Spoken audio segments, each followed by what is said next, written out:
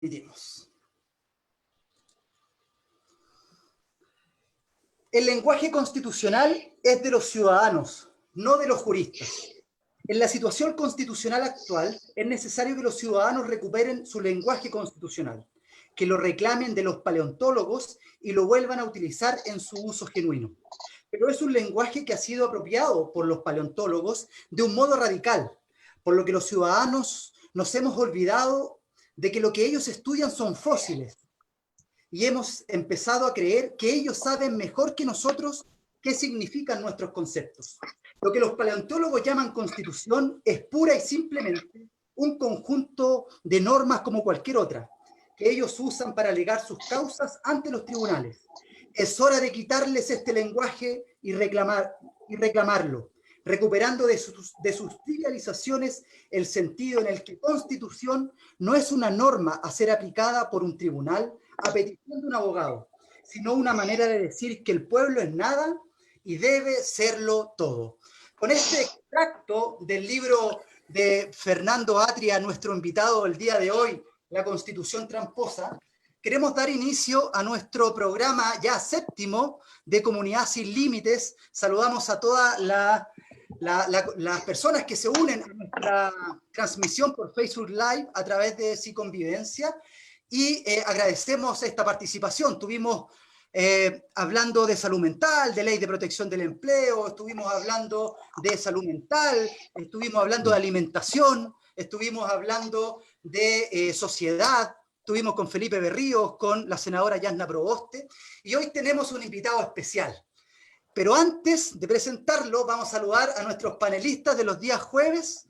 Amigo Sergio Fuica, ¿cómo está usted desde Santiago, académico de la Pontificia Universidad Católica? ¿Cómo está, amigo? Gusto saludarlo.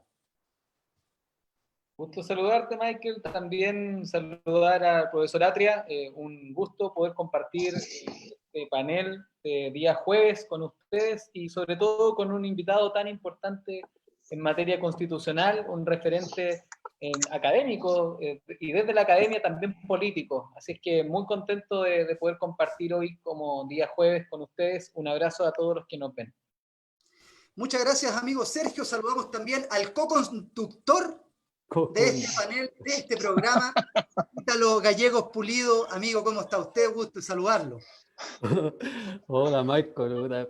Feliz de estar acá en este nuevo programa. Sergio, igual, gusto saludarte. Profesor Fernando, también gusto de tenerlo acá, compartiendo con nosotros, abordando temas que son contingentes, que involucran a nuestra sociedad. También vamos a hacer un repaso también a nivel político. Pero también es referente, don Fernando, en tema educativo. Creo que, no estoy seguro, pero creo que tiene bastante incidencia en la última reforma que se impulsó en nuestro país en materia educativa. Y que esperamos que a medida que vaya avanzando esa reforma y se vaya ajustando, implique cambios profundos en nuestra cultura educativa y en nuestra cultura social. Así que ojo con eso. Bueno, y saludamos a nuestro invitado especial. Un gusto, un agrado, un honor poder compartir unos minutitos con Fernando Atria Lemaitre, ¿cómo se dice, profesor? Bueno, mi francés no es el mejor, pero es Lemaitre o algo así. Es francés, no tengo nada yo de francés, pero es francés. Fernando Atria Lemaitre, entonces, es licenciado en Ciencias Jurídicas y Sociales por la Universidad de Chile y doctor en Derecho por la Universidad de Edimburgo. Escritor de varios libros, yo tengo dos de ellos, Neoliberalismo 20 años después, con rostro humano, y la Constitución Tramposa, y como le decía, en la interna, tras bambalinas, también tengo varios más, pero son pirateaditos, debo reconocerlo. Ya los PDF se pueden descargar, se traspasan de generación en generación, así que lo siento, profesor, pero así es. El chananinaná por al lado, en este país, funciona. No, está muy bien que el conocimiento fluya y que las palabras lleguen hasta donde tengan que llegar. Muchas gracias, profesor. Y antes que comenzar, quisiéramos saber cómo está usted, cómo esta pandemia qué consecuencias ha tenido a nivel familiar, laboral, cómo esto, qué consecuencias ha traído para usted, cómo se ha sentido también en lo humano. Bueno, primero que nada quiero agradecerle a ustedes la invitación. Yo feliz de participar con ustedes aquí y de conversar, que es una práctica tan sana, ¿no? tan ciudadana. Respecto de la cuarentena, bueno, debo decir, yo tengo la fortuna de que dado el trabajo que hago, que el trabajo que hago es un trabajo que se puede hacer a distancia, ¿no? Yo hago clases en la universidad, he estado haciendo todo este semestre clases a través de Zoom, de estas plataformas nuevas, bueno, como esta, y el resto del trabajo académico también es trabajo que se puede hacer a distancia, así que he tenido esa suerte y entonces he podido estar en cuarentena efectiva por algo así como 100 o 105 días hasta ahora. Y lo mismo en mi familia. Mis hijos no se lo han tomado tan bien, ya están trepándose por las paredes, ¿no? Una de mis hijas me decía que todo lo que le daba sentido a su vida lo había perdido con la cuarentena. Así que, ahora, yo sé en todo caso que hay gente que lo está pasando mucho peor, hay gente que no puede darse el lujo de hacer una cuarentena efectiva y entonces está expuesta a un riesgo mucho mayor del que nosotros estamos. Así que, bueno, supongo que vamos a estar hablando en parte de eso, ¿no? Pero de eso se trata la pandemia y lo que hay que hacer frente a ella. Así es, profesor, y para dar inicio ya y meternos en tierra derecha, no podemos no preguntarle a usted qué le parece lo que pasó ayer en la Cámara de Diputados. ¿Qué le parece esta reforma constitucional que se está debatiendo? El proyecto de ley de manera general se aprobó con 9 votos de RN, con 4 de la UDI. Ahí hubo un quiebre, un proceso con el gobierno. ¿Qué le parece a usted esto del retiro del 10% y el trasfondo de la situación de la AFP y todo esto que está pasando? ¿Qué le parece desde el punto de vista político, económico?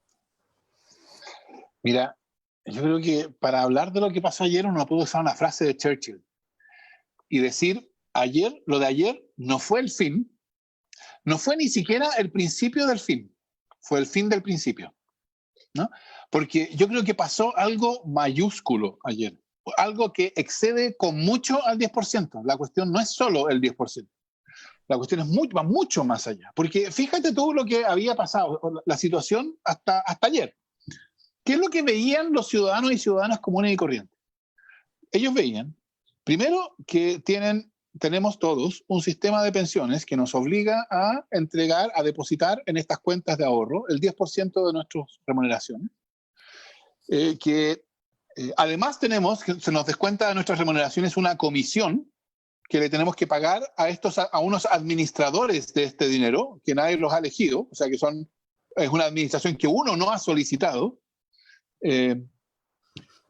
que pagan pensiones que en la mayoría de los casos son pensiones que condenan a los pensionados a una vida de pobreza y dependencia, y que, sin embargo, se pagan a ellos mismos unos sueldos increíbles, obtienen, por administrar nuestros recursos, unas utilidades siderales, usan esas utilidades para intervenir en la discusión pública en defensa de sus privilegios y pagan los comerciales que todos ustedes han escuchado, ¿no? Sobre la reforma previsional, etc.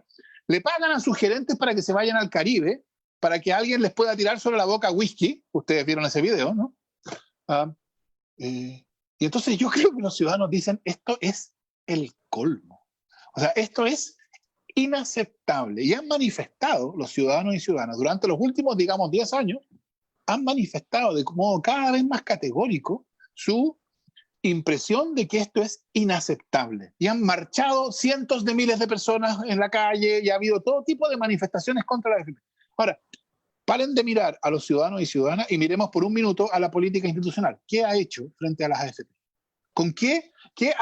¿En qué sentido ha afectado a las AFP en la política institucional? Nada. Entonces los ciudadanos ven, ¿de qué está preocupada la política institucional? O sea, recuerden ustedes lo que estábamos discutiendo antes del 18 de octubre, ¿no? Estábamos discutiendo un proyecto que había presentado el gobierno de Piñera con la finalidad de aumentar 4 puntos del ahorro individual, y originalmente la idea era que ese ahorro individual fuera administrado también por las AFP.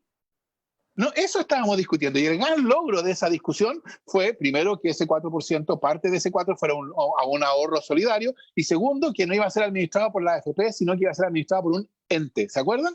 De eso estábamos hablando. La posibilidad de discutir sobre un nuevo sistema de pensiones, cero, ninguna posibilidad. Entonces yo creo que los ciudadanos han estado todo este tiempo observando esto y diciéndose, bueno, está claro que la política no existe, no se preocupa de canalizar las demandas que surgen de la sociedad, le da lo mismo, se abanica con ellas. ¿Cuáles demandas sí le importan a la política? Las demandas del poder económico, es así, ¿no? Cuando habla el señor Sutil, el poder político sigue, ahí los políticos sí que escuchan. Pero cuando marchan cientos de miles de personas contra la AFP, les da lo mismo. Entonces yo creo que lo de ayer tenía una doble dimensión. Y esto lo digo porque yo estuve hoy día en matinales, entonces yo escuchaba a los diputados de la UDI que votaron como vota la UDI, o sea, contra las personas, y decían, no, porque lo decían con tono acusatorio, ¿no?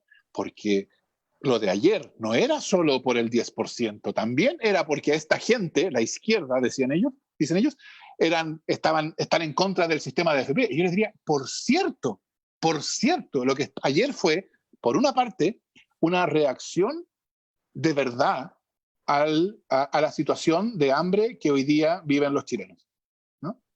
En vez de estas reacciones que tiene el gobierno, que primero ofrece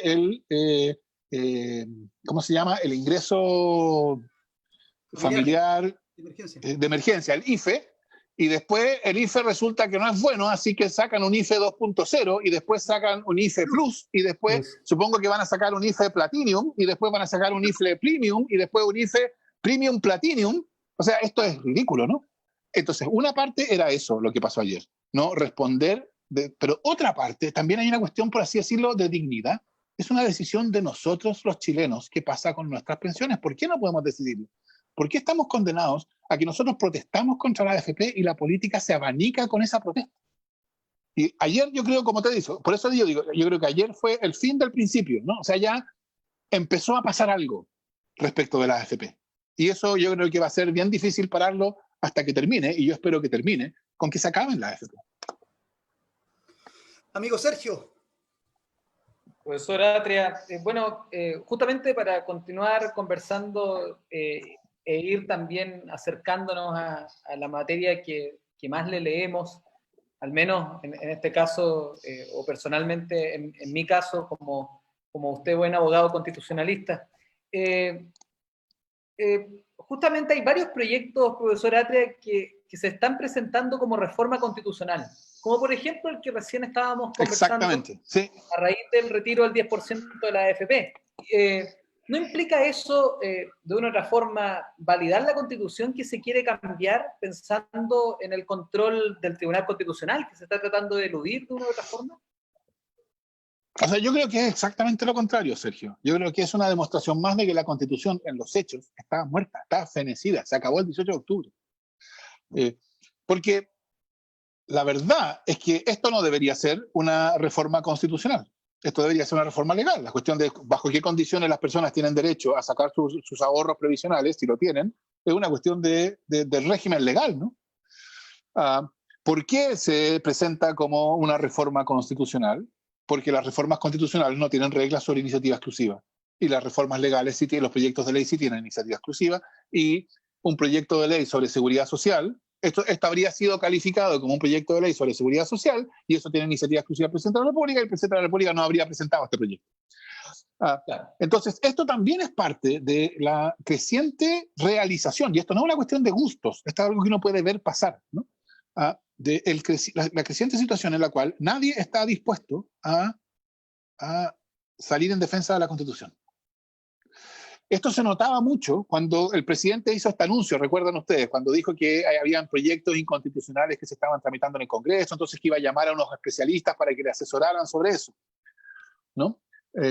Porque efectivamente se estaban avanzando proyectos de ley que son, o muchos alegan que son, inconstitucionales. Pero eso, la verdad, es que eso no tiene nada de raro. O sea, que se presenten proyectos que según algunos son inconstitucionales, eso es algo que pasa todos los días. Sin embargo, hay algo nuevo que está pasando. Y eso nuevo que está pasando es que los mecanismos que la Constitución contiene para asegurar que no se van a discutir proyectos inconstitucionales, esos mecanismos no estaban operando. ¿Y por qué no estaban operando? Bueno, porque el presidente de la República no estaba dispuesto a llevar esos casos al Tribunal Constitucional, porque los senadores de gobierno que protestan contra estos proyectos inconstitucionales no estaban dispuestos a ir al Tribunal Constitucional. Entonces uno se pregunta, ¿por qué no estaban dispuestos a ir al Tribunal Constitucional? Porque además la verdad es que la composición del Tribunal Constitucional les asegura que si van, lo probable es que ganen. ¿Por qué no están dispuestos a ir al Tribunal Constitucional? ¿Por qué no fueron al Tribunal Constitucional para decir que el proyecto de ley que impedía el corte de los suministros básicos en caso de no pago era inconstitucional? ¿Por qué no fueron al Tribunal Constitucional para decir que el proyecto de ley sobre el postnatal de emergencia era inconstitucional? ¿Y por qué en vez de ir al Tribunal Constitucional se dedican a quejarse por la prensa y decir, oh, son proyectos inconstitucionales? ¿Por qué no están dispuestos a poner, como dicen, la plata donde está su boca, ¿no? Y hacerlo? Porque no están dispuestos a pagar el costo político de ser ellos los que aparecen oponiéndose al postnatal de emergencia, oponiéndose a la ley que prohíbe el corte de suministro. ¿Y eso qué es lo que quiere decir en términos constitucionales? Que ya defender la Constitución no paga, ¿no? Que nadie puede, por así decirlo, envolverse de la Constitución y decir, yo voy a salir a la defensa de nuestra Constitución, porque la Constitución ya murió. Y eso es lo que muestra, o sea, otra manifestación es que todas estas reglas sobre iniciativa exclusiva se pueden buscar vías alrededor de ella con estos proyectos de reforma constitucional que además avanzan. O sea, es bien importante. Ayer hubo 95 votos de 155 contra la AFP. Ustedes lo decían, 13 de derecha. Entonces, yo creo que lo que todo esto muestra es que necesitamos un proceso constituyente con cierta urgencia, porque necesitamos tener una constitución, y no tenemos constitución ahora, porque lo que tenemos es una que está muerta, está fenecida. Profesor, justamente usted ha ocupado ese término y yo también particularmente he leído algunos de sus textos donde lo plantea de ese modo. Si usted ha dado por muerte o por muerta la Constitución actual, esto es una pregunta quizás bastante abierta, pero ¿qué impide que el día de mañana, y cómo se lograría, o cómo se logra construir un proceso? ¿Qué impide que el día de mañana otra gente también dé por muerta la nueva, la que votemos a lo mejor en un par de años más, este proceso que va a partir en noviembre? No, ¿Cómo, o sea, ¿cómo se hace este proceso? No, pero espérame, Sergio, cada uno puede decir lo que quiera. O sea, yo podría decir mañana está muerta el Código Civil, o alguien podría decir está muerta la Constitución de Estados Unidos. En decir, el decir es gratis, ¿no? Pero aquí el punto no es que simplemente yo estoy diciendo que está muerta. O sea, la pregunta interesante es, ¿está efectivamente muerta? Y para responder a la pregunta de si está efectivamente muerta, lo que importa, creo yo, no es tanto qué dicen los que se oponen a la Constitución. Lo que importa es qué es lo que hacen los que dicen defenderla. Y por eso, a mí me importa, por eso yo lo que te decía, lo que me llama la atención de estos proyectos inconstitucionales, no es que la presidenta del Senado, que es del PPD, diga que está dispuesta a presentar proyectos inconstitucionales. Eso la verdad es que es bien inusual, pero uno podría decir es que es del PPD, etc. No. Lo que es insólito es que estos proyectos hayan avanzado, hayan pasado en su tramitación delante de las narices de los mismos senadores y diputados de derecha que protestan contra la inconstitucionalidad sin que ellos hayan ido al Tribunal Constitucional, que el presidente tampoco los haya llevado. Entonces, lo que yo estoy diciendo, yo estoy simplemente, por así decirlo, reportando. Aquí estamos ante una constitución que está muerta. Si alguien dice mañana la nueva constitución está muerta, bueno, la pregunta interesante no es si lo dice o no lo dice, la pregunta interesante es si efectivamente está muerta. ¿Y eso de qué va a depender? De si del proceso constituyente surge una constitución legitimada. Porque si surge una constitución legitimada, entonces envolverse de la bandera de la Constitución y salir oponiéndose a un proyecto porque es contra la Constitución, sí va a pagar, le va a convenir a alguien, ¿me entiendes? Y entonces lo van a hacer. Eso es lo que hoy día no está pasando. Profesor, ¿y qué nos pasó entonces en este proceso? Yo lo vi participar activamente, yo también participé y muchos chilenos participamos en el proceso de la presidenta Bachelet número 2. El Consejo Observador, después de los cabildos, presentó un proyecto. Gracias, recuerdo al profesor Zapata, que era el presidente del Consejo, dejó y ha sido un insumo más hoy día en este nuevo proceso que se está llevando a cabo. Después de todo ese proceso, se entregaron las copias tanto al Congreso como a la presidenta.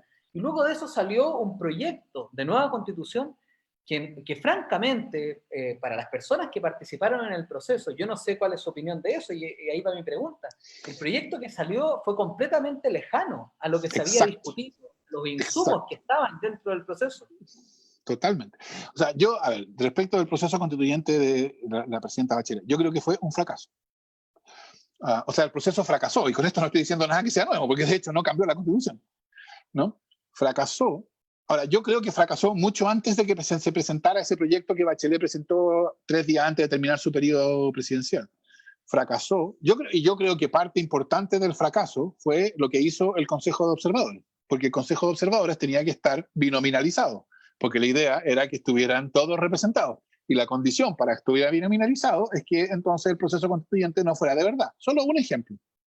No sé si ustedes participaron en cabildos o en encuentros locales autoconvocados, pero la metodología era que ¿se acuerdan ustedes que los encuentros locales autoconvocados llamaban a los participantes a discutir sobre 3 temas?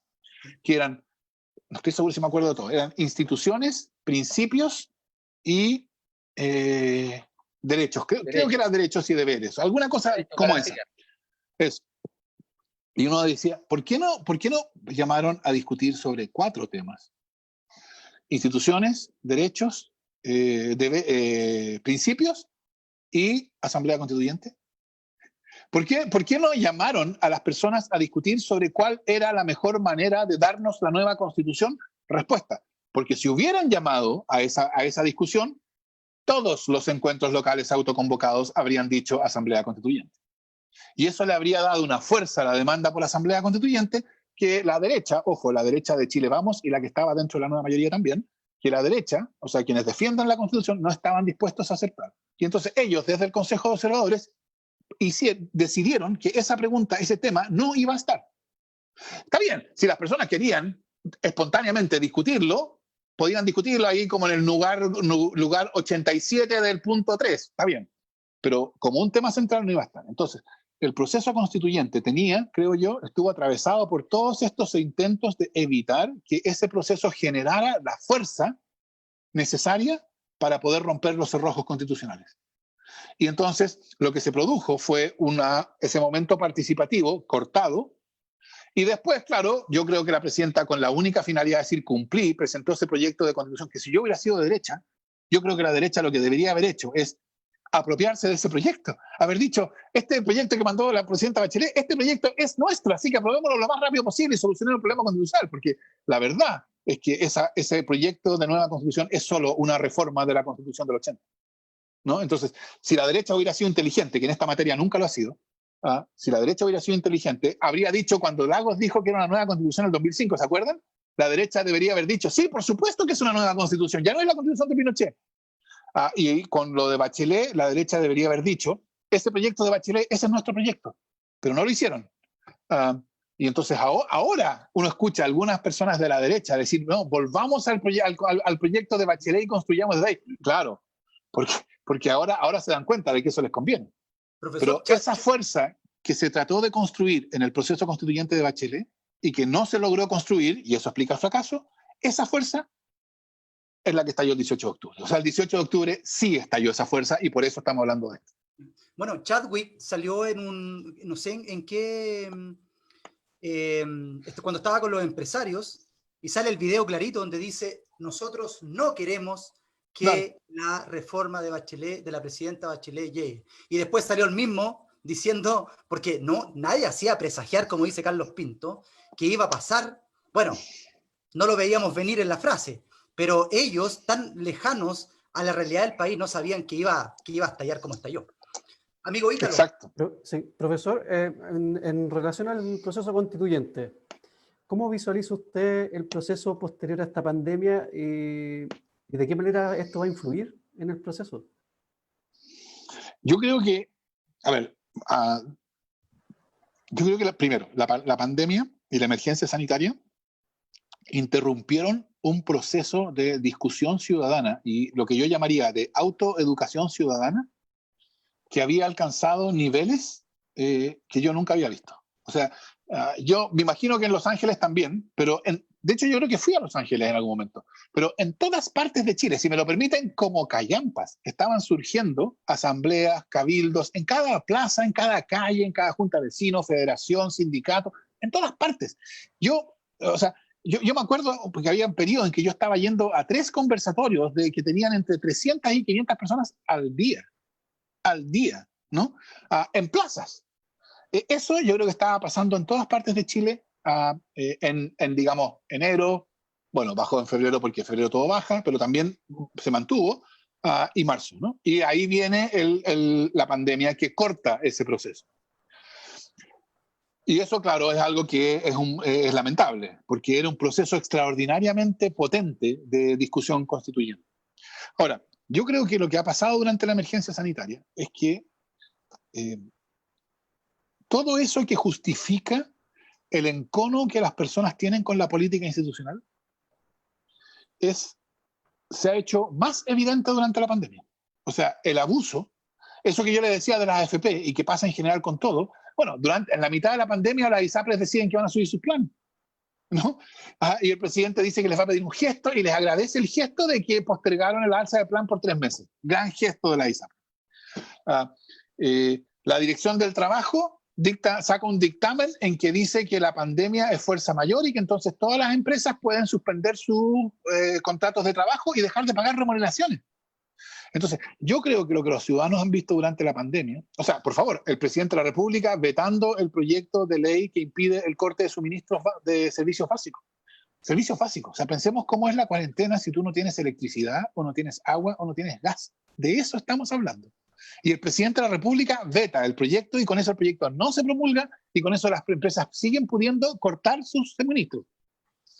Entonces, yo creo que lo que las personas ven es que sigue habiendo, o sea, se hace cada vez más evidente todas las patologías que llevaron al estallido del 18 de octubre. O sea, una política indolente, una política que no le importa lo que pase con las personas, le importa lo que pase con el poder económico, que tiene que ir corrigiéndose cada día, ¿no? Y por eso yo les decía del IFE, el IFE 2.0, el IFE Plus, y después vendrá el IFE Premium, etc. ¿Por qué? Porque no es una política que va por delante en su empeño de proteger a los ciudadanos y ciudadanas, va por detrás, aunque le van arrancando cosas a través de otras medidas. Entonces, yo creo que como todas las patologías de la política chilena que explican el estallido del 18 de octubre, se han hecho más evidentes durante la pandemia, cuando la emergencia sanitaria ceda, yo creo que va a volver a resurgir el problema constituyente. Y va a recobrar su primer lugar, porque hoy día, claro, hoy día está en segundo lugar, pero va a recobrar su primer lugar. Y por eso creo yo que es fundamental el plebiscito del 25 de octubre. Y por eso, y eso también lo saben quienes se oponen a la nueva Constitución. Y por eso ya hemos escuchado que Alamán dice que deberíamos ir directo a que no debería haber convención constitucional, que Longueira dice que no debería haber plebiscito, que antes del plebiscito el presidente había dicho que la situación económica podía ser tal que mejor no hacer el plebiscito, porque el plebiscito yo creo que va a ser ese momento en que el pueblo tiene la posibilidad de decirle sí o no a la Constitución de Pinochet. Yo creo que es el momento en que se manifiesta una fuerza social destituyente. Sin ese plebiscito, yo creo que el proceso constituyente que siga va a estar cojo, no va a funcionar.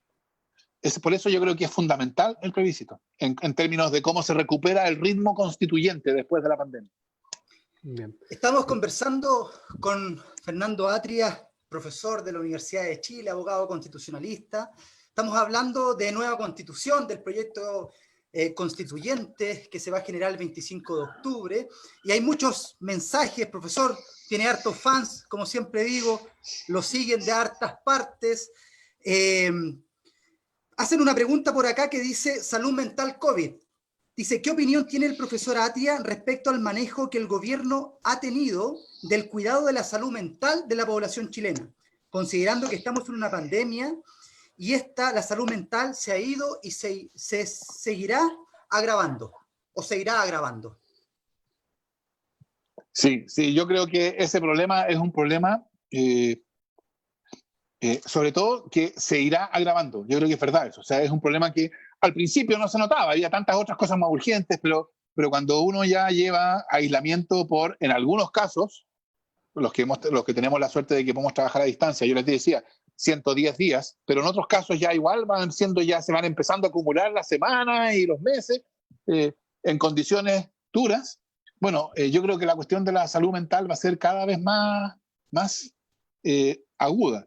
Y de nuevo, uno habría esperado que el gobierno tuviera una política al respecto, que viera venir el problema. Está bien, que entendiera que a lo mejor no era lo que había que enfocarse con prioridad 1 absoluta el primer día, está bien, pero que a medida que pasaba el tiempo y a medida que la emergencia se prolonga, bueno, es una cuestión a la cual hay que irle dando crecientemente importancia y significación. Y yo no he visto que el gobierno está haciendo eso. Pero bueno, sería otra dimensión en la cual la estrategia que el gobierno ha tenido para enfrentar la crisis sanitaria ha sido deficitaria. Profesor, haciendo referencia a, bueno, usted dentro de lo que nos ha comentado, nos ha dicho que la política, ¿cierto?, no se ha hecho cargo de las demandas ciudadanas y lo hemos visualizado durante este tiempo. Y bueno, ayer el Contralor de la República, en un seminario que realizó el Consejo de la Transparencia, daba a conocer de esta crisis de confianza y decía que 8 de cada 10 chilenos piensan que las instituciones públicas son corruptas. Existe esta desconfianza, ¿cierto?, en las instituciones, pero también existe una desconfianza en el actor político. ¿Ya? No tan solo, ¿cierto?, en las instituciones, sino en el actor político. Totalmente. Entonces, mi pregunta va, yo también entiendo que usted tiene bastante incidencia en el ámbito político. ¿Cómo se reconstruye la confianza? ¿Cómo logramos volver a confiar en la institución pública? Y también, ¿cómo podemos volver a confiar en el actor político? Porque, totalmente. Dale, perdón. No, esa es la pregunta. ¿Cómo se reconstruye? No, es que yo creo que esa es la pregunta. O sea, esa es la pregunta de la cual dependen todas las demás, porque todo el punto del proceso constituyente es volver a tener una política legitimada. Y porque confianza, o en términos políticos, es legitimación, ¿no? O sea, cuando la política está delegitimada, la ciudadanía no confía en la política. Hoy día, por ejemplo, me preguntaba a alguien en uno de estos matinales en que yo estuve, ¿por qué las personas prefieren sacar el 10%? ¿Por qué cuando las personas le dicen, mire, usted puede tener un crédito cuyo pago va a depender de su ingreso, por lo tanto nunca va a pagar más que tanto por ciento de su ingreso, y si en 4 años usted no lo logra pagar, se le va a condonar? ¿Por qué prefiere sacar el 10% de sus fondos previsionales a eso? Y la respuesta es la que tú dices, Ítalo. Es porque la gente no está dispuesta a creer nada ya. Porque la gente, yo creo que lo que se dice es, sí, no, ahora me dicen que va a ser un crédito y que a los 4 años yo no voy a pagar, etcétera. Me dicen eso para engatusarme ahora. Pero cuando llegue el momento, yo sé que voy a abrir la cuestión, la voy a leer y voy a encontrar con una letra minúscula que con lupa va a decir que lo tengo que pagar igual hasta el fin de mis días. ¿No? O sea, cuando hay una crisis de legitimación o una crisis de confianza en las instituciones y en los actores políticos, eso es muy importante, las posibilidades de acción política se reducen extraordinariamente, ¿no? O sea, lo que el gobierno puede hacer es mucho menos de lo que podría hacer si hubiera un gobierno legitimado. Y eso, de nuevo, es un hecho, ¿no? Esto lo mencionó el propio Mañalich cuando era ministro de Salud, cuando él dijo, es muy difícil desarrollar una estrategia sanitaria cuando hay una crisis generalizada de confianza, porque una estrategia sanitaria supone que la ciudadanía va a confiar en las medidas que se le dice que son necesarios tomar. Pero yo creo que la ciudadanía la mitad de las veces dice, no, esta medida no es para solucionar la crisis sanitaria, esta medida es porque le conviene a las empresas, o esta medida es porque, en fin. Entonces hay una crisis que tiene consecuencias. Eso es lo primero que tenemos que notar. No es gratis, esto tiene consecuencias. Y en condiciones de pandemia esas consecuencias se miden en vidas y se miden en descalabro económico posterior. Entonces la pregunta tuya, Ítalo, ¿cómo se recupera esto? ¿Cómo salimos de esto? Es totalmente fundamental. Y yo creo que para eso lo primero es entender cuál es el origen de la crisis de legitimación. No es un origen, no es nuestro problema, no es que justo tuvimos mala suerte de que personas especialmente tontas o especialmente malas llegaron a Valparaíso todas juntas, ¿no? O sea, como que hoy día tenemos a los que son menos inteligentes o los que son más moralmente objetables en Valparaíso. No, o sea, yo no creo que hoy día haya gente especialmente tonta o especialmente mala. O sea, supongo que ahí estarán mezclados como en todas partes, los que no son muy inteligentes, los que son más inteligentes. El problema no es un problema de moralidad individual. El problema es un problema estructural de la política que conocemos. Es una política que ha aprendido a ser indiferente porque no tiene poder, porque fue diseñada para no tener poder, para no poder transformar. Esta es la manera en que la dictadura protegió el modelo neoliberal. Cuando decimos que estamos viviendo bajo la constitución de la dictadura, lo que estamos diciendo en realidad es la democracia, la política de la democracia responde a características fundamentales que fueron decididas por la dictadura. la dictadura decidió cómo iba a ser la política de la democracia. Eso se llama la Constitución. Y entonces decidió eso para evitar que la política de la democracia pudiera abolir la AFP, para evitar que la política de la democracia pudiera abolir a las ISAPRES. Eso es lo que pretendió. Y lo logró con mucho éxito. Y entonces los ciudadanos hoy día saben que no tienen nada que esperar de la política. El proceso constituyente es acerca de recuperar eso. Yo no tengo ninguna respuesta. Si tu pregunta es, profesor, ¿usted nos puede garantizar que esto se va a lograr? No, por cierto que no. Espero que se pueda hacer. Espero que el proceso constituyente sea exitoso. Espero que la institucionalidad que surja de la nueva constitución pueda reclamar una legitimidad que hoy día no tiene.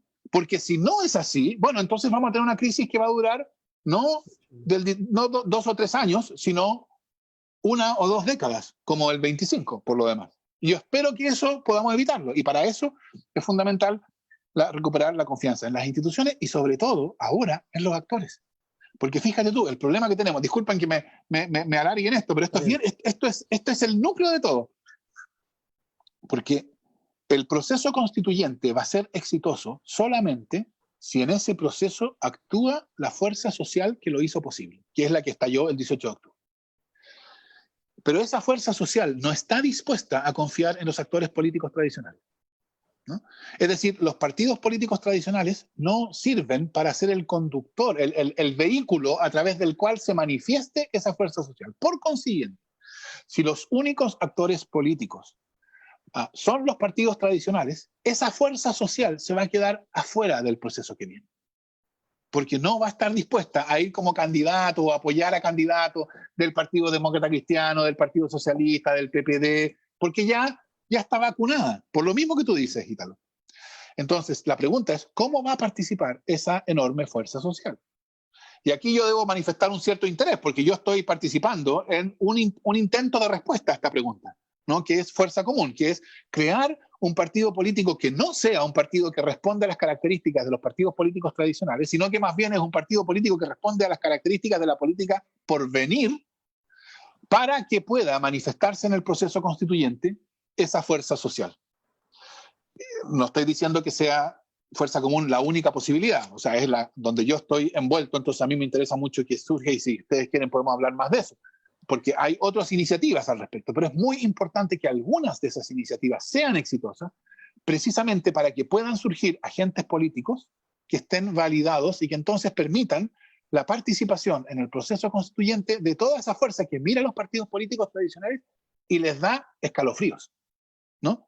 Esa es la profundidad de la crisis en la cual estamos. Yo creo que no hay que minimizar ni por un minuto que el hecho de que la crisis de legitimidad se haya dejado desarrollarse hasta el estado avanzado en que está hoy día, tiene como costo el que tú indicas, Ítalo, y ese costo es muy alto. Exacto. Estamos Profesor, conversando con el profesor Fernando Atria. Amigo, ¿quería decir algo? Sí, solamente a partir de lo que el profesor nos decía. Bueno, yo considero que es el riesgo que hay que correr. Pues. Si nada nos garantiza que este proceso constituyente va a ser lo que se espera, pero hay el riesgo que hay que correr. Y lo otro, también desde la individualidad, en torno a lo que nosotros vemos. Muchas veces, antiguamente se decía, echa la ley, echa la trampa. Y día ya en realidad pensamos que toda la ley la hacen con trampa desde antes. Letra chica. Exacto. La ¿Sí? letra chica parece que todo fuera tramposo. Entonces, mismo, por ejemplo, hemos escuchado como dentro de este proceso constituyente ya los partidos políticos se están armando para poner su gente dentro de la Asamblea Constituyente. Entonces, me parece interesante ver esas propuestas que en algún momento, ¿cierto?, poder conocerlas, esas propuestas que están tratando de poder juntar el que no quiere involucrarse en un partido político. Y aquí hablo como a título personal. A mí me interesa mucho la política, pero este tiempo me convencí de no involucrarme en ningún partido político. Y por lo mismo, porque nos representa una institucionalidad de confianza para poder aportar en estos procesos. Exacto, Ítalo, pero fíjate, déjame, si me permite un minuto, porque el punto que yo decía era exactamente ese, pero la contrapartida de eso, tu decisión de no involucrarte en un partido político, lo que te deja enfrentado al problema de que entonces tú cómo vas a participar. O O sea, ¿cómo evitar que la nueva constitución la hagan los mismos de siempre, precisamente porque los otros no están dispuestos a participar en esos términos? Entonces, por eso yo les decía antes de empezar el programa que yo vengo aquí con la misión de que Sí Convivencia sea el podcast de Fuerza Común. Es decir, espero que ustedes puedan sumarse, porque vean ustedes, por supuesto, hasta cierto punto es una broma, ¿no? Por cierto, pero el punto es, todas esas personas que dicen, a mí me interesa la política, me interesa lo que pase con Chile, pero no estoy dispuesta a participar a través de los partidos políticos, tienen que enfrentarse al hecho de que al decir eso, irónicamente, le están haciendo el juego a los partidos políticos, porque al restarse, bueno, los partidos políticos son los únicos que entonces van a estar en la convención. Por eso es tan importante que surjan otras posibilidades para permitir que las personas que tienen esa posición puedan participar igual. Y que entonces que haya más probabilidades de que el proceso constituyente termine con una institucionalidad legitimada que pueda solucionar el problema. Profesor, bueno, ahí iba, me imagino yo, que era lo que leí al principio de su extracto del libro, que dice que el lenguaje constitucional es de los ciudadanos y no de los juristas, porque en verdad, lamentablemente, y ustedes son abogados y no quiero echarlo al saco, pero sí está esta percepción de que, de hecho, en primera instancia se ideaba que, o se decía que el 50% de quienes hicieran la nueva constitución fueran expertos. Sí, no, eso es absurdo. Se habla mucho de expertos hoy día en la mañana en los matinales, en el cual usted no estaba, que dijo que había sido el más fome porque el otro era un animador le decía a un diputado de derecha, le decía, ya, pero es que, y el diputado le decía, es que hay que escuchar a los expertos, y él le decía, ya, pero los economistas hablan de que el retiro del 10% va a ser un desastre, pero ellos no están en la AFP. Todos los economistas que hablan y que defienden el modelo no están en el modelo. Lo mismo pasa con todas estas situaciones que se generan desde la abogacía, desde lo leguleyo, de lo muy lejano a la gente. La gente, en verdad, yo he leído y he tratado de entender en sus libros que no existe un pacto social, porque el pacto social fue impuesto. O sea, yo siempre digo, o sea, mi mamá no sabe mucho de esto, pero también quiere formar parte de esto. ¿Cómo lo puede hacer ella? Para entrar a que lo que diga, lo que siente, para que sea un pacto, en verdad sea una manera, un conducto de poder generar una nueva constitución. Pero siempre a juicio de ello, profesor, lo queremos llevar al ámbito de la educación y por ende quisiéramos saber qué cree usted qué tanto daño le hicimos a la educación pública desde su punto de vista. ¿Por qué tenemos la educación pública que tenemos? Tú dices con el modelo neoliberal, o sea, por los 40 años. O con el pacto social, o con el modelo neoliberal. O sea, el daño que le hicimos es que la destruimos. Es así de simple. La destruimos no en el sentido de que ya desapareció, la destruimos en el sentido de que hoy día está convertida en una dimensión deficitaria del sistema educacional. Pero eso es bien importante entender esto, que eso es por diseño. Es decir, piensen ustedes, la lógica de un modelo neoliberal. En la lógica de un modelo neoliberal, las personas compran lo que quieren, ¿no? Entonces, si usted quiere educación para sus hijos, bueno, va al mercado y compra. Y usted podrá comprar 1.000 y compra educación de 1.000, y el de al lado podrá comprar 500 y compra educación de 500, y el otro podrá comprar educación de 10.000 y comprar educación de 10.000, así como los automóviles. ¿Qué pasa con el que no puede comprar educación? Claro, la solución más dura, así más estricta sería, bueno, el que no puede comprar educación se queda sin educación. Pero ni siquiera los Chicago Boys fueron tan duros, ¿no? Y entonces los Chicago Boys encontraron una solución y dijeron, los que no puedan comprar educación, va a haber un sistema de educación público que va a ser gratuito.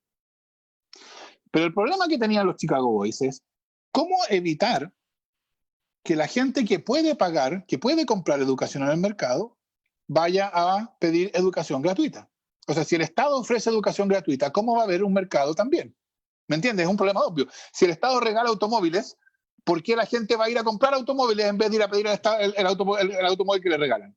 ¿No? Ese era el problema. Y la solución, y esto está dicho en los artículos escritos por ellos en los 80. Yo les puedo dar las referencias a ustedes que quieran después. La solución es la siguiente. La educación pública tiene que ser más mala.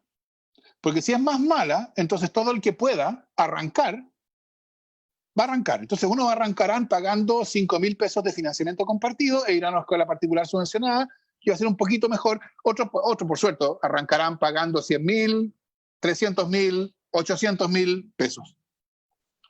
Entonces, en la lógica del modelo neoliberal, la educación pública necesita ser peor que el resto.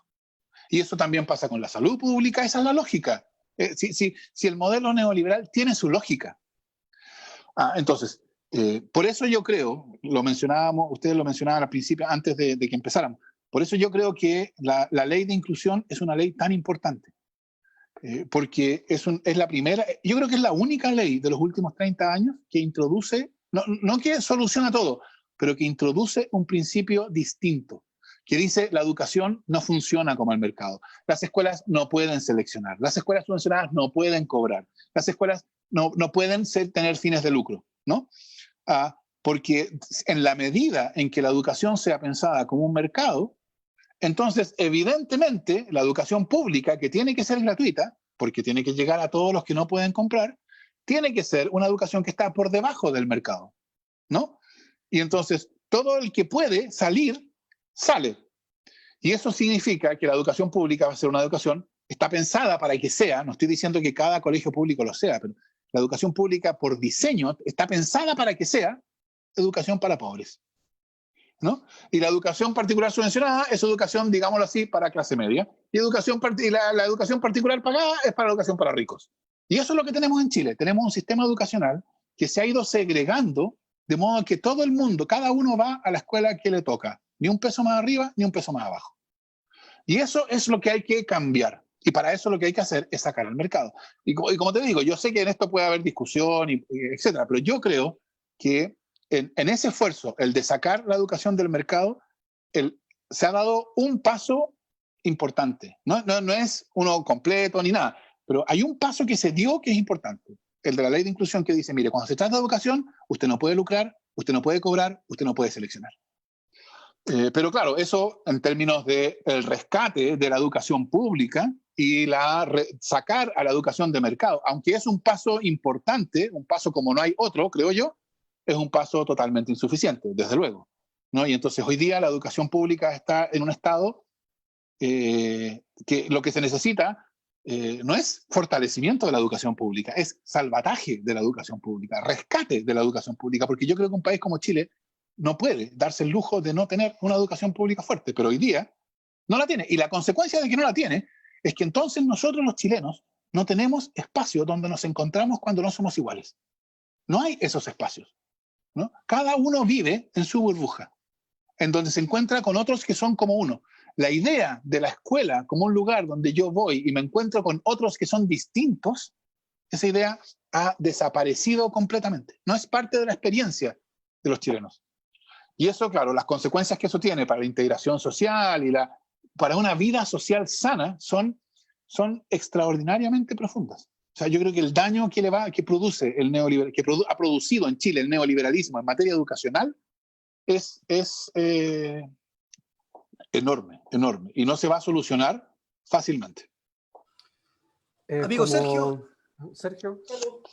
Profesor, bueno, justamente cuando se discutió la ley que usted menciona, la ley de inclusión, hubo distintas miradas y usted así lo ha dicho en las últimas palabras que nos ha compartido. La ex ministra de Educación, Mariana Aerwin, en algún momento, al momento de la aprobación de la ley, informó que el problema para aquellos colegios que eran fundación y tenían un copago bajo ha significado beneficio que hay un incremento de recursos tanto para la subvención preferencial como para la subvención por gratuidad. Pero los problemas mayores, decía la ex ministra, los están viviendo establecimientos que son particulares subvencionados con fines de lucro y que son pequeños. A 3 años de esta ley, esto fue el 2017, tengo entendido, sí, 2017, a 2 años y medio de la aplicación de esta ley, ¿usted ve que es la hoja de ruta para un nuevo proceso? ¿Es la línea correcta esta ley de inclusión? ¿O también es una reforma que va a quedar completamente en el olvido o solo como algunas bases para una nueva institucionalidad como la que usted, o la que hoy día se espera producto de este plebiscito y a posteriori de la nueva constitución que usted así nos comenta? No, yo creo, Sergio, que esa ley es, como te digo, yo creo que si uno mira los últimos 30 años y se pregunta, ¿cuándo se ha dictado en materia de derechos sociales una ley que pretende, cuando enfrentada a un contexto en que la evolución del sistema en la lógica neoliberal era hacia la profundización neoliberal, ha habido algún caso en que se ha dictado, que se ha introducido un intento de corrección, de rectificación de esa dirección de profundización neoliberal? Yo diría que la ley de inclusión es el caso, no sé si es el único, pero si no es el único, son contados con los dedos de la mano del capitán Garfield. Son bien pocos otros casos. ¿Y por qué? Porque yo creo que, mira, pasa en ciertos casos que una determinada reforma es difícil de realizar, pero una vez que se realiza, la oposición que hubo a esa reforma desaparece, ¿no? Pasó con la ley de divorcio. O sea, 3 días después de dictada la ley de divorcio, que fue necesario algo así como 10 años de discusión para que pudiera ser dictada, ¿no? Con la oposición de la Iglesia Católica, cuando la posición de la Iglesia Católica importaba algo. En fin, había una enorme oposición y al final logró ser dictada. Y al día siguiente uno se preguntaba, perdón, ¿dónde están todos los que se oponían? Porque del día siguiente ya la oposición había desaparecido. ¿Dónde están todos los que se oponían a la ley de aborto en 3 causales? O sea, estamos en un gobierno de derecha. Es que el gobierno presentó en algún momento, sugirió la idea de presentar un proyecto para derogar la ley de aborto en 3 causales. No, la ley de aborto en 3 causales hoy día resulta obvia. La ley de divorcio hoy día resulta obvia. Hoy día pensar en un país que no contenga, en un Chile que no admita el divorcio vincular, sería ridículo, ¿no? Yo creo que pensar en un país que no permita el aborto en esas 3 causales también es ridículo. Yo creo que, como lo comprobó la ministra Cubillos, pensar en un país que vuelva a relegitimar la selección escolar también hoy día empieza a parecer impropio. O un país que vuelva a relegitimar la educación provista con fines de lucro, ¿no? Entonces yo creo que esos son avances civilizatorios que se logran y permiten alcanzar un escalón superior. No toda la legislación, no todas las reformas así. En algunos casos no se produce ese efecto. Pero yo creo que en el caso de la ley de inclusión se está produciendo. Por supuesto que con esto no quiero decir que la ley de inclusión fue hecha de la mejor manera posible, ¿no? O sea, hay mucho que criticar y que comentar respecto de cómo, sobre todo de las reglas sobre transición, de las cosas a las cuales tú te refieres. Hay mucho que criticar ahí, está bien. Entonces, por cierto, no quiero defender cada detalle de la ley de inclusión, sino su espíritu. Porque yo creo que contiene el espíritu de pensar la educación como un derecho social y sacarla de la lógica de mercado. Y en todo caso, estas son las discusiones que yo creo que va a haber en la discusión constituyente.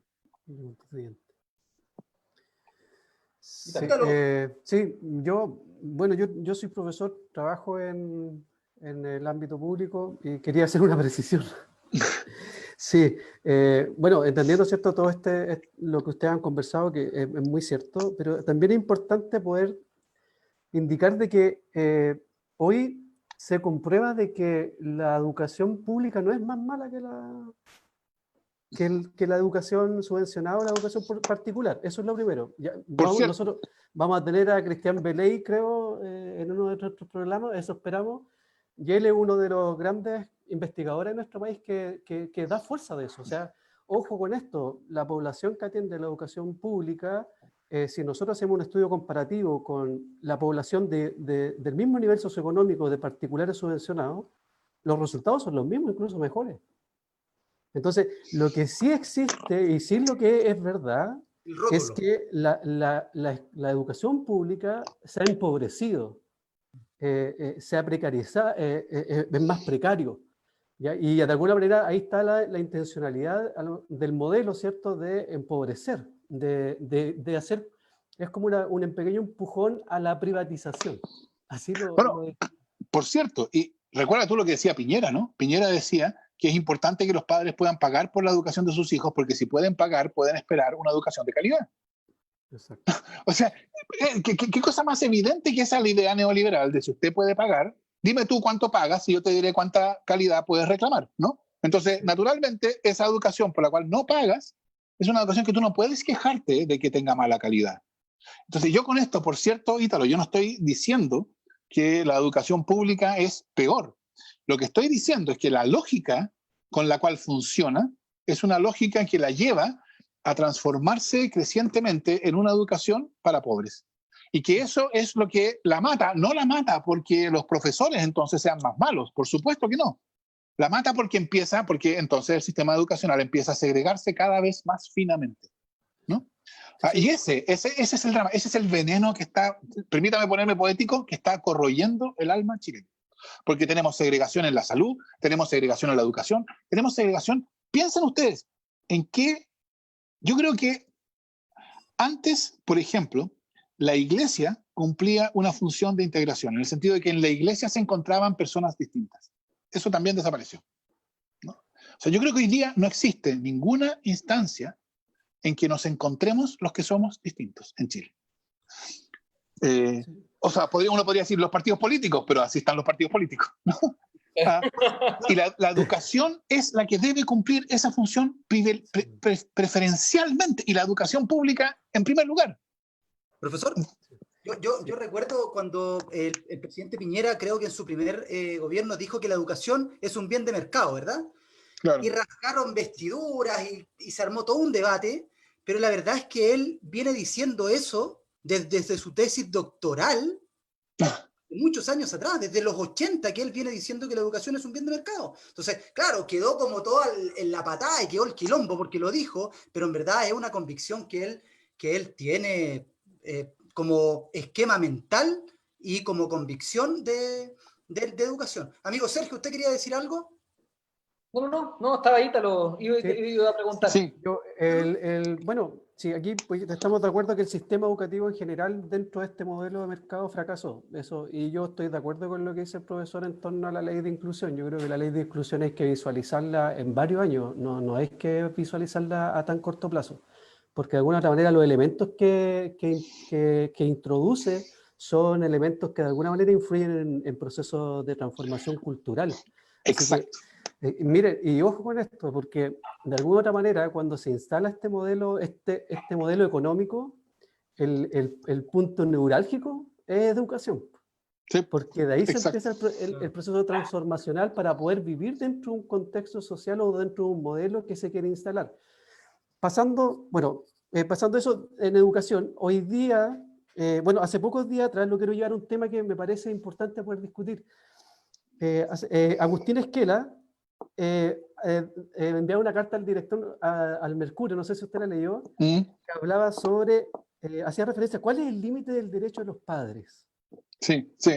A partir de toda una polémica, sí, ¿cierto? Los niños debiesen ir a manifestaciones, a marchas, en función de eso, ¿cierto? Esquela escribe, claro, y hay toda una campaña. Hay toda una campaña, ¿cierto? Un sector promoviendo no te metas con mis hijos, y también, ¿cierto? En función de la ley de educación sexual integral, ¿cierto? Que esta ley vendría un poco a sexualizar tempranamente a los niños y que obviamente, ¿cierto? Sería como la puerta de entrada a la pedofilia. Eso es como lo que se plantean en redes sociales, porque en realidad... Claro. Sí. En un sector que empieza con K. Sí. Sí. Y termina con ya, pero... Sí, entonces, eso me gustaría, para entrar en el debate que hace Esquela, porque él pregunta, ¿cuál es el límite de los derechos de los padres en relación a sus hijos? Usted es experto en derechos sociales, me gustaría poder saber su opinión en torno a eso. Sí, yo creo que... yo creo que los hijos no son propiedad de los padres, ¿no? Por lo tanto, los derechos que los padres tienen respecto de sus hijos no son derechos que protegen intereses de los padres, son intereses de los hijos, ¿no? Eso es lo primero. O sea, los hijos no existen para la realización de los padres. Los hijos existen para los hijos, por así decirlo, ¿no? Por eso yo creo que la idea porque lo que está detrás aquí es una idea, y es la idea de autonomía progresiva. La idea de autonomía progresiva quiere decir que los niños, los menores de edad, digámoslo así, no es que sean menores de edad hasta el día en que cumplen 18 años y desde ese día son enteramente adultos. Para algunas cosas funciona así, o sea, si quieren celebrar contratos, bueno, son incapaces hasta los 18 años y son capaces desde los 18 años. pero que hay una serie de derechos que los niños pueden ir aprendiendo a ejercer, que entonces que deben ser entendidos que a medida que van creciendo, son más titulares de derechos. Esa es la idea de autonomía progresiva, ¿no? Que tienen derecho a que se les reconozca su autonomía progresivamente. Por supuesto, un niño de 12 años no tiene el mismo derecho que una persona un mayor, un adulto de 35, a todos sus derechos, porque los niños son niños. Y yo creo que acá hay algo bien importante que tiene que ver con lo de la selección, de hecho. Lo que está detrás de que los niños sean niños es que los niños tienen que poder ser irresponsables. O sea, los niños tienen que aprender a elegir, ¿no? Aprender a usar su libertad, y para aprender a usar su libertad tienen que elegir sin saber usarla, o sea, elegir mal. Y es fundamental, yo creo que es parte fundamental de la infancia que haya un momento donde pueden elegir y equivocarse sin que esa equivocación tenga consecuencias.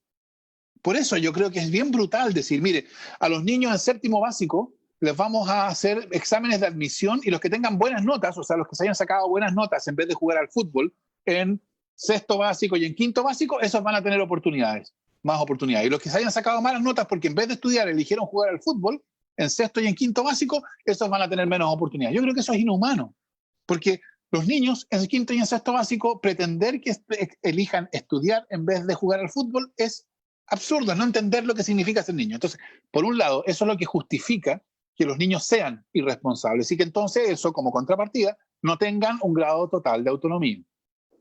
Pero por otro lado, evidentemente, a medida que van creciendo y se van acercando a los 18 años, que es la edad legal de autonomía plena, lo razonable es que esos espacios de autonomía van aumentando y que entonces y por cierto, eso va aumentando hasta cierto punto en desmedro de la capacidad de los padres para conducir la vida de los hijos.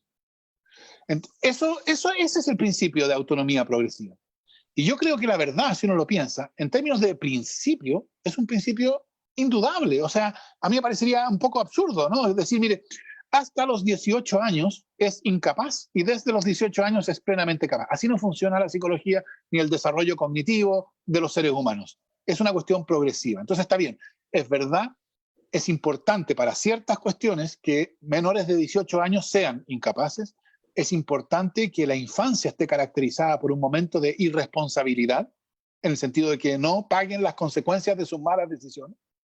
Pero eso no puede querer decir, eso no obliga a negar que a medida que van desarrollándose, bueno, van adquiriendo grados crecientes de autonomía, y que la ley entonces se fundamente en un principio de autonomía progresiva, a mí me parece totalmente razonable, es lo que se les debe a ellos. Y eso vale también para la educación sexual, etcétera, vale para una serie de cosas, porque que sean autónomos quiere decir que tienen un estatuto que está fijado por su condición de ciudadanos y que no depende de quiénes son sus padres. Y además de todo, que contra esto alegue Kast, bueno, es la ratificación final de que es la posición correcta.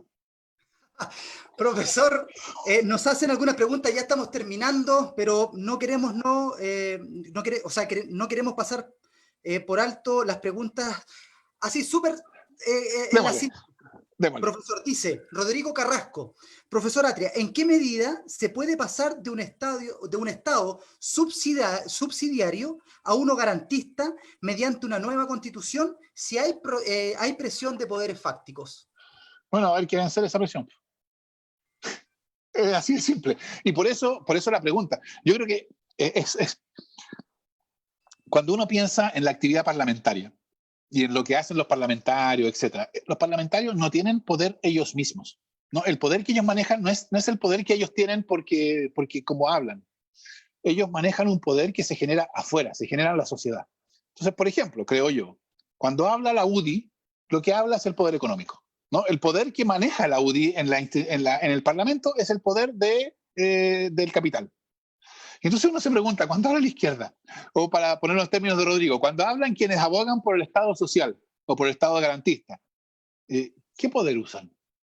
¿No? O sea, ¿qué poder es el poder que ellos ponen sobre la mesa para contrarrestar el poder del capital, que no es poco? Hoy día es ninguno, ¿no? Porque la política institucional, la izquierda en la política institucional no tiene ningún contacto con la sociedad, porque ahí está el poder que podría usar, el poder de la sociedad, del pueblo.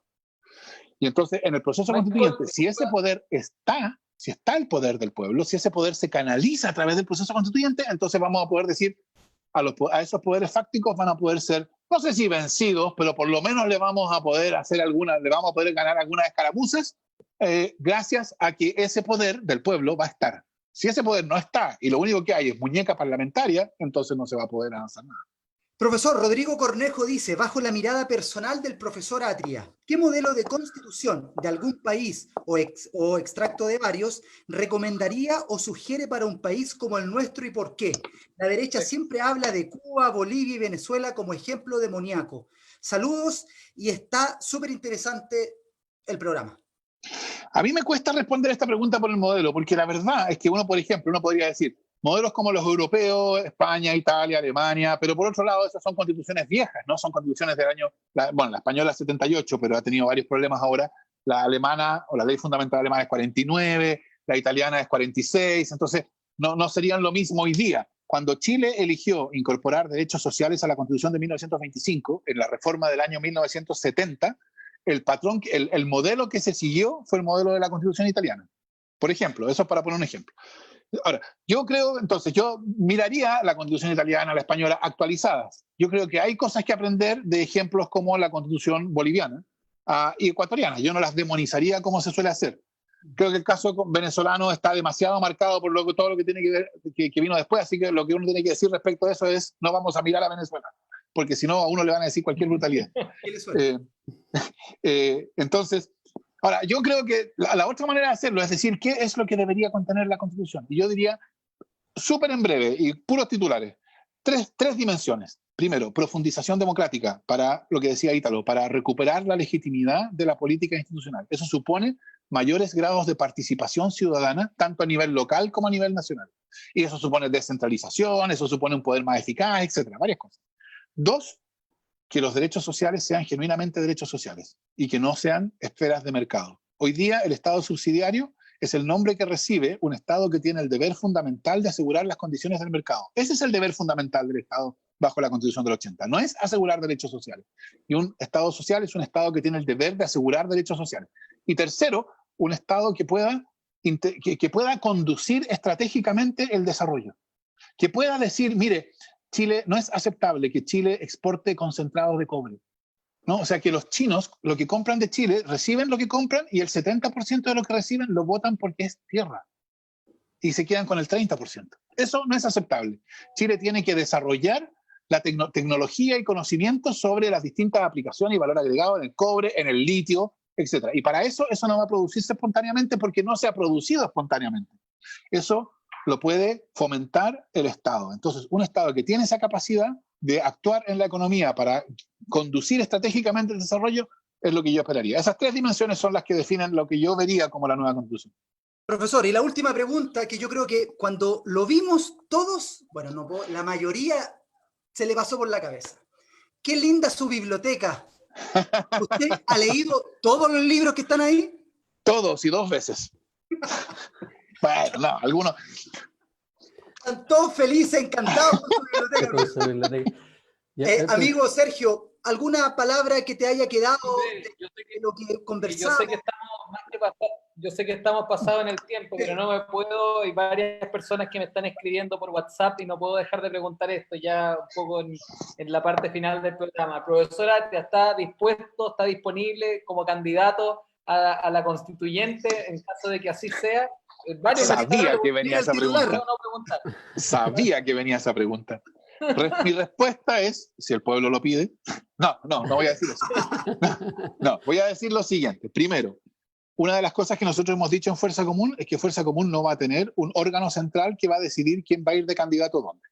Los candidatos de Fuerza Común van a ser elegidos territorialmente. Por lo tanto, yo estoy obligado a decir, la decisión de ser candidato no va a ser mía, ¿no? O sea, va a ser, yo podría decir si quiero ser o no quiero ser, pero la decisión de llevar un candidato por Fuerza Común va a ser de la plaza respectiva, de la unidad territorial respectiva de Fuerza Común. Ahora, en lo que respecta a mí, o sea, si yo voy a estar dispuesto a eso, sí, cómo no. O sea, por supuesto que yo estoy dispuesto a eso. Amigo Ítalo, algo que podamos cerrar, algo que de todo lo que hemos conversado, que se puede inferir de la conversación. Es que es imposible no preguntarle sobre sus libros. Yo tengo dos preguntas. ¿Tiene algún libro repetido ahí en la biblioteca? En general, tengo un par, pero no. ¿Hay algún libro pirateado emulando a Michael? ¿No? No puedo responder esa Oye, pregunta. el paseo más. No, es demasiado público este foro, así que no puedo responder esa pregunta. Y debo reconocer que es posible que haya algún libro que fue obtenido de un modo que no es total y explícitamente lícito. Profesor, No. y la última pregunta, mire, yo siempre quedé con algo que leí en este libro, ¿Ya? 20 años después del neoliberalismo con rostro humano, que yo sugiero que lo lean. Usted hace una analogía del neoliberalismo con el cristianismo, que yo, siendo cristiano, quedé como, me hizo tilín, porque dije, pero qué cierto es esto. Nos podría, así, súper cortito, ¿por qué hace esa analogía del cristianismo con el neoliberalismo? Yo entendí de que para que existiera el cristianismo, en la base debe estar el neoliberalismo. A ver, espérame. Lo que yo digo ahí, la analogía que yo hago, creo, es entre comunismo y cristianismo. Yo creo que son básicamente, y esto lo digo entre nosotros, yo creo que son básicamente lo mismo. Ahora, lo que también digo, y ahí hay una espléndida frase de Lula, que cito ahí, ¿no? De Lula, cuando Lula era admirado, ¿no? Como ahora que está siendo perseguido. Lula dijo que yo llegué a Brasil y me encontré con que para construir el socialismo era necesario primero construir el capitalismo. Es decir, construir el capitalismo sobre el cual habríamos de poder después construir el socialismo. Y eso creo yo, esa idea, bueno, esa es una idea bien tradicional en el pensamiento de izquierda marxista, ¿no? De que el socialismo solo se hace posible cuando se alcanza un cierto grado de desarrollo que lo hace posible, a su vez, el capitalismo. Ahora, yo creo que esa idea tiene que ser rescatada, pero en una forma distinta de cómo se solía pensar en la izquierda, porque la izquierda solía pensar que hay un modo distinto al capitalismo, que se llama socialismo, que está, por así decirlo, y de hecho en Chile se pensaba así, que está a la vuelta de la esquina, o sea, que vamos a llegar a él, y cuando lleguemos a él vamos a dejar el capitalismo y vamos a tener el socialismo. Yo creo que esa manera de pensar ya no puede ser la nuestra. O sea, porque yo creo que una de las cosas más notorias de nuestro momento, de nuestra época, es que hay conciencia creciente de que el orden actual es insostenible. O sea, que el neoliberalismo ha llevado el capitalismo a niveles de extremos que son insostenibles, que amenazan la integridad del planeta, pero sin que haya, como antes había, la expectativa de que hay algo distinto que lo va a reemplazar. Eso distinto que lo va a reemplazar no sabemos qué es. Y esa es nuestra condición política. Entonces por eso yo explico ahí que yo creo que uno tiene que pensar la política no tanto como si fuera llegar a un estado que ya conocemos y que lo que queremos hacer es llegar ahí lo más rápido posible, sino que tenemos que avanzar en la dirección correcta. Sin necesariamente saber cómo va a ser, porque cuando demos un paso en la dirección correcta vamos a estar en una posición distinta y vamos a poder mirar un poco más lejos, y así sucesivamente. Por eso yo enfatizo tanto, la ley de inclusión es después del libro, así que no está ahí. Pero por eso yo creo que es tan importante la ley de inclusión, porque no nos deja, no es que nos haya llevado a un estado en que podamos decir, listo, la hicimos. Pero yo diría, es indudable que esa ley que prohíbe el lucro, la selección y el copago, es un paso en la dirección correcta. Y yo creo que uno tiene que pensar la política como una sucesión de pasos en la dirección correcta, más que la llegada a un punto que conocemos de antemano. Profesor Atria, muchas gracias. Mire, son hartos los mensajes, pero yo quiero rescatar y para que usted lleve dos frases que de alguna otra forma la gente dice que les quedó súper clavadita en la cabeza. Dice, el fin del principio, que dijo al principio, valga la redundancia. Ani Navarro Urrutia dice que hay algo que a mí igual tiene como algo medio emocional, pero dice, ayer empezó a pasar algo respecto Exacto, eso es. Empezó a pasar algo. Ani, preciso, exacto. Sí, eso es lo que vimos. Cuando estábamos viendo, mucha gente, me decían que mucha más gente que lo normal vio la sesión. en el Sí, canal de la rating, Cámara. Jamás habían tenido tanto rating en el canal. Exacto. Y yo creo que lo que estábamos viendo estábamos viendo cómo estaba pasando algo. Y lo que estaba pasando era que por fin la política institucional fue genuinamente interpelada por el pueblo. Profesor, Eso no había pasado. algunos decían que era como ver los penales de las dos finales. Exacto. Como la final de la Copa América, ahí está. Amigo Sergio, muchas gracias. ¿Quiere decir algo? ¿Despedirse del profesor? Palabras al cierre. No, muy agradecido de verdad, que ha sido un agrado el momento previo de conversación y también el momento al aire del programa, por la simpleza en la forma de explicar, profesor. Se nota la docencia en cada momento de su respuesta y agradecemos de verdad el tiempo que se ha dado. En ningún momento un apuro, al contrario, siempre profundizando lo que tratamos de tocar, tratando de que fuera lo más didáctico para que todos lo pudiéramos alcanzar, los conceptos que usted nos quería transmitir. Así que palabras de agradecimiento, y también a ti, Michael, y Ítalo también, un agrado como siempre. Amigo Ítalo. Sí, igualmente, profesor, un gusto de dialogar con usted, de poder intercambiar ideas, de poder saber también cuál es su pensamiento frente a ciertos temas. Y bueno, lo que nos ha dejado también este programa es eso, mucho aprendizaje, y de verdad muy agradecido por su forma, por su diálogo, por cómo llevar la conversación. Usted es una figura pública, aunque a lo mejor no lo quiera, y muchas veces para nosotros, que somos comunes y corrientes, no figuras públicas, son personas inalcanzables, aunque no lo crea. Y poder tener la posibilidad de este diálogo tan sincero, genuino, en torno a temáticas que son contingentes, a temáticas que nos preocupan como ciudadanos comunes y corrientes, de verdad que enriquece muchísimo. Así que muchas gracias. Profesor, me preguntan cómo pueden hacerlo por fuerza común. ¿Cómo lo hacen? ¿A través de páginas, de web? ¿Cómo se pueden acercar a este partido político que usted está formando? Bueno, Fuerza Común está en todas las redes sociales, así que lo pueden buscar en Facebook, en Instagram, en Twitter, etc. Tiene una página de internet, fuerzacomún.cl,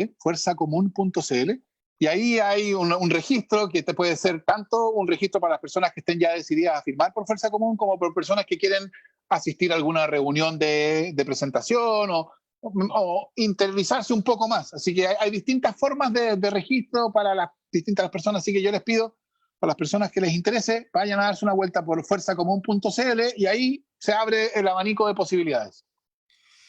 Ya pues, profe, muchas gracias, muy agradecido por la buena onda, por la conversación. Nos pasamos casi 15 minutos de lo que le dijimos, pero es que podríamos estar conversando con usted, uf.